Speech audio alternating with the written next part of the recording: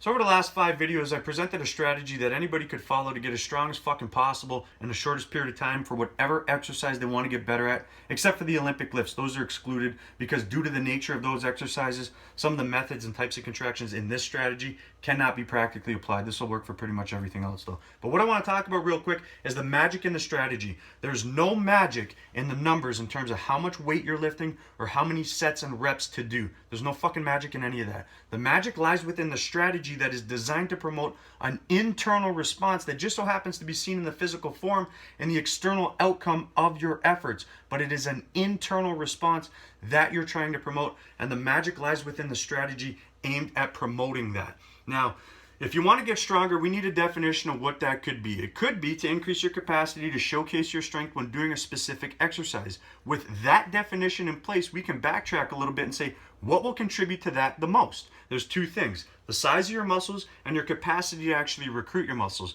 Now, over the short term, there's not much you could do about the size of your muscles. Building muscle is a very timely process. So you want to spend your time and effort on increasing your capacity to recruit your muscles on your body as they currently stand. Now, obviously, you can still try to build them a little bit. You don't want to really exclude anything, but we're not expecting a great return on that investment over the short term, especially if you want to get stronger. There's 5 neurological aspects that will contribute to this the most: motor unit recruitment, rate coding, inter and intramuscular coordination, and inhibition.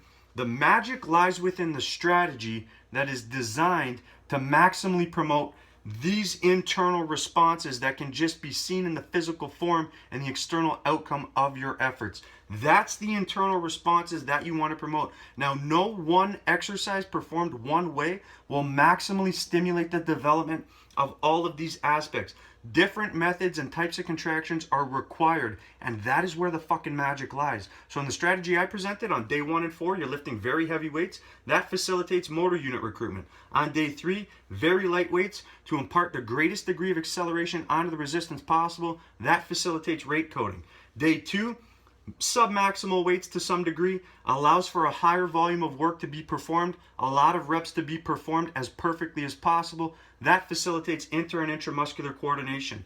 On day 1, supramaximal weights being used to desensitize the inhibitive protective mechanisms that limit your capacity to showcase your strength. Now on day 3, real quick, it says contractile there. There are types of contractions in that workout aimed at increasing the contractile strength of the muscle, but once again, that is not the purpose there. That is just a secondary side effect of the work that you're doing.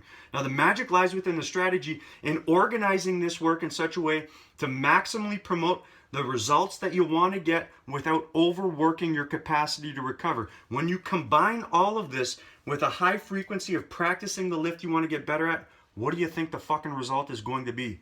Rapid progression. So the magic lies within the strategy that is designed to promote the internal responses that you want to promote that just so happen to be seen in the physical form and the external outcome of your efforts. The magic lies within the strategy. And what I wanted to share here was the underlying principles, the fundamental and foundational elements that influence the decision-making process when designing this strategy. Because if you can understand that, you can grasp that, you can take what you want from this strategy and design your own strategy to promote the internal response that you want to promote. Know the internal response that you want to promote, whether it's to build muscle, get stronger, what it is, what contributes to that the most, and then you are empowered with the knowledge necessary to design the strategy to do that. That's what I wanted to share here. What I also wanted to get across was I think a lot of people don't see the logic and the intelligence in this strategy and the value. Hopefully now, after explaining it this way,